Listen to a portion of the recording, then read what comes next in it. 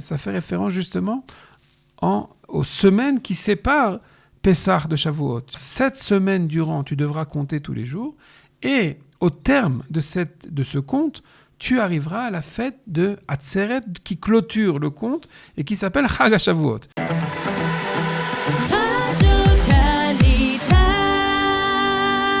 Et ce matin, nous sommes avec le Rav Avraham Drey qui répond à vos questions. Rav Avraham Drey, bonjour. Shalom Uvracha. Rav Agomel Chesed, une communauté d'Ashdod, ainsi que fondateur de Shadarim, qui est donc un organisme qui fait le lien entre les rabbins francophones d'Israël et les rabbins en France. Et aujourd'hui, nous allons parler de la fête de Shavuot, puisque c'est dans une semaine que nous allons célébrer cette fête de Shavuot, le don de la Torah, et on nous demande une question concernant justement le rapport. Est-ce qu'il existe un rapport entre la fête de Pessah, qu'on a vécue il y a 7 semaines, enfin, dans une semaine, 6 semaines aujourd'hui, et la fête de Pessah et la fête de Shavuot? Excellente question. Est-ce que c'est lié les deux? Et quand on observe, quand on réfléchit sur la description de la fête de Shavuot, d'ailleurs, le nom lui-même, Shavuot, la fête des semaines. La fête des semaines. Semaine, ça fait référence à quoi? Ça fait référence justement aux semaines qui séparent Pessah de Shavuot. Sheva Shavuot Isporlar. À savoir, 7 semaines durant, tu devras compter tous les jours. Et au terme de ce compte, tu arriveras à la fête de Atzeret qui clôture le compte et qui s'appelle Chag HaShavuot.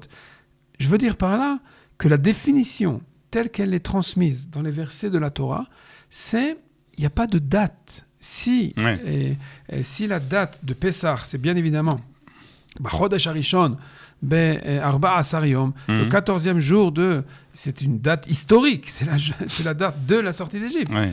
La même chose à vrai dire pour... Pas de polémique sur cette date. Exactement.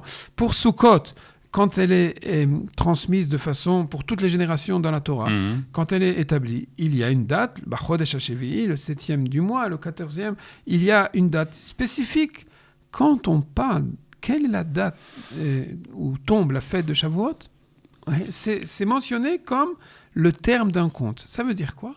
Ça veut dire que quand tu sais la date de Pessah, tu comptes les fameuses semaines en question, 7 semaines durant. Au terme du compte, tu arrives à la Atzeret, la clôture du compte. Comme pour dire, en réalité, Shavuot et Pessah, non seulement, c'est pour lié. Répondre à la question, non seulement c'est lié, mais elles sont en fait deux, on va appeler ça, pôles d'une entité. À savoir, l'entrée dans cette entité-là, c'est Pessah. La clôture de cette entité-là, c'est Shavuot.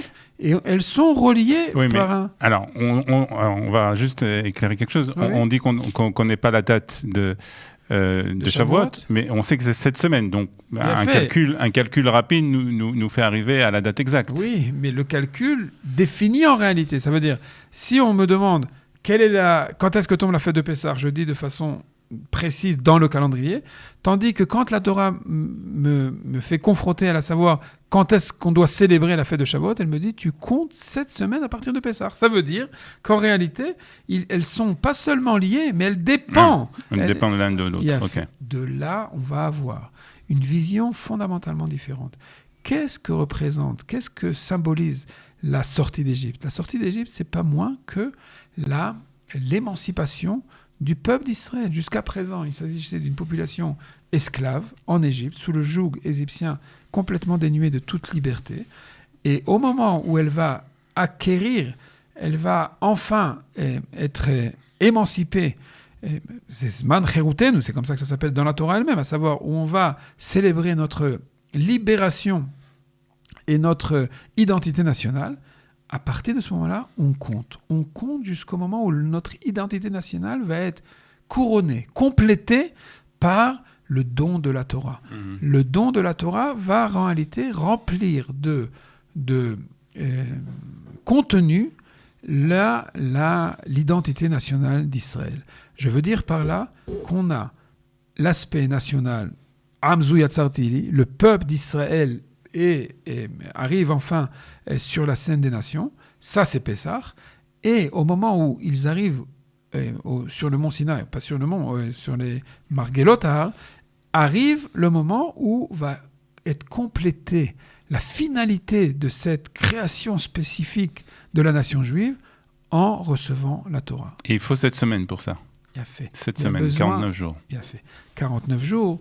Et il y a plein de significations, même au niveau, on va appeler ça spirituel, de qu'est-ce qu'il fallait faire pour mériter d'abandonner le statut d'esclave pour arriver enfin au statut de citoyen de la nation juive, mais également d'être porteur de cet héritage spirituel si grand, la parole divine. On parle d'une révélation de Dieu lui-même à un peuple tout entier. C'est une révolution universelle.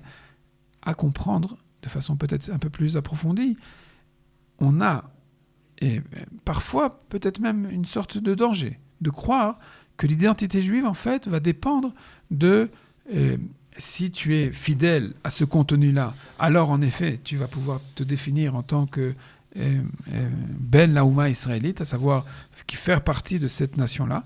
Mais à vrai dire, il va falloir être particulièrement prudent.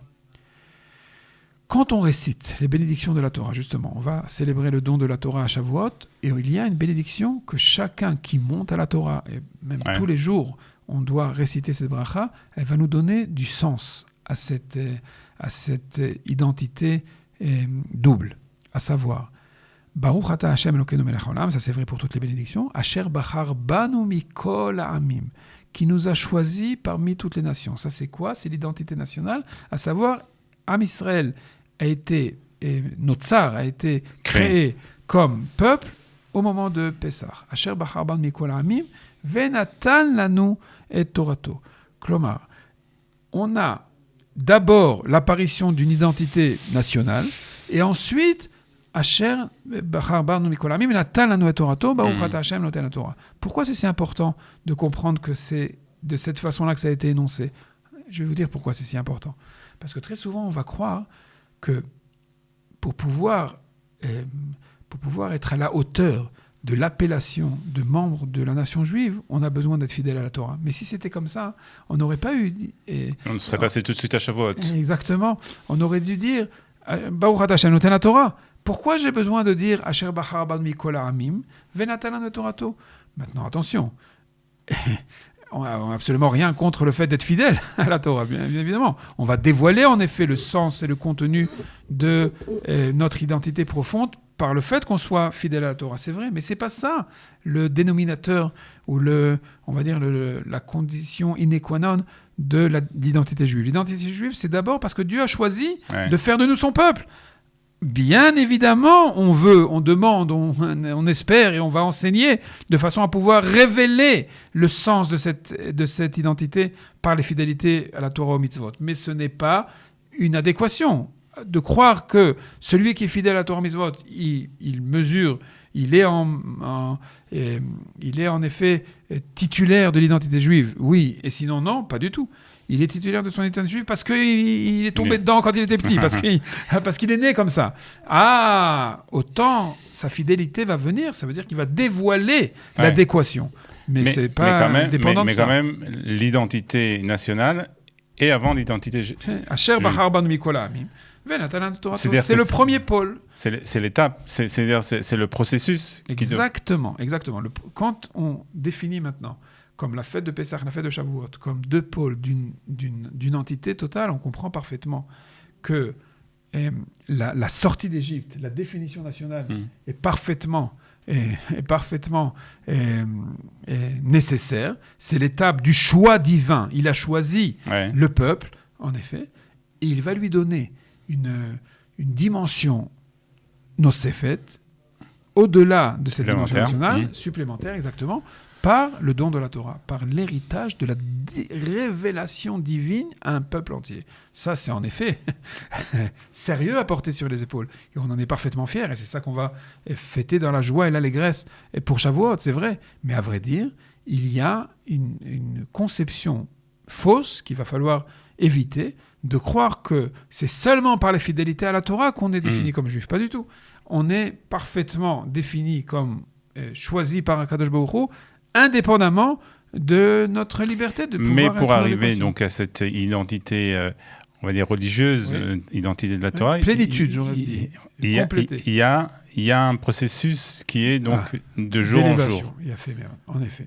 Comme dit la Alors qu'il n'existe pas ce processus pour d'autres fêtes. Non, qu'il n'existe pas ce processus pour l'identité nationale. Ah, il a fait, mais en effet, on n'a pas demandé. Quand Avraham Avinu est choisi à la parashat Lech Lecha, on ne nous a pas dit qu'Avraham Avinu avait d'abord eu besoin de mériter le choix divin. Pas du tout. On ne sait pas d'où il sort. Le Midrash va ensuite nous dire qu'il a découvert Akadosh Baruch Hu, qu'il était en effet immense par sa foi en Dieu. C'est vrai. Mais quand la Torah nous décrit d'où il sort, il est d'abord le fruit d'un choix divin. Et ça ne dépend pas du potentiel. Alors ça, c'est clair, mais ce que je veux dire, c'est que ce processus pour arriver à cette identité de Torah, c'est une préparation, donc ça paraît moins naturel, c'est ce que je veux dire. J'ai compris. En effet, l'identité juive, elle est génétique, j'ai presque envie de dire. Et l'identité nationale, oui. L'identité nationale, tout à fait. L'accès à la coma, à l'étage en plus, au-delà de cela, c'est en effet, ça demande du travail, ça demande ce fameux conte en question lors de la Sfirat HaOmer, ça demande d'être appris, d'être appréhendé, d'être enseigné, tout ça c'est vrai. Mais ce que je veux dire par là, c'est qu'une fois enseigné, une fois qu'on va comprendre, accéder à la Torah et au kiyum des mitzvot, et à l'observance des mitzvot, on va en réalité dévoiler la dimension qui existe comme le choix divin est inclus. À partir du moment où on fait partie de cette alliance-là, il va falloir dévoiler, sortir mina koach el hapoal, du potentiel qui existe, de le faire les mamèches. Il s'agit en réalité de l'identité juive, religieuse, spirituelle. Et c'est la deuxième facette de cette identité. Voilà, c'est donc ce que nous célébrons la semaine prochaine, fête de Shavuot, donc cette identité juive qui complète, à laquelle on arrivera donc à la fin de ce conte et donc au bout de 50 jours, puisque Exactement. C'est 49 plus ça. Très bien, merci beaucoup Abraham d'avoir été avec nous ce matin. Je rappelle aussi que vous êtes responsable du desk Tzarfat au Mizrahi, que c'est un programme en partenariat avec Kalita Chak. Shavuot Sameach. Shalom. Bye bye.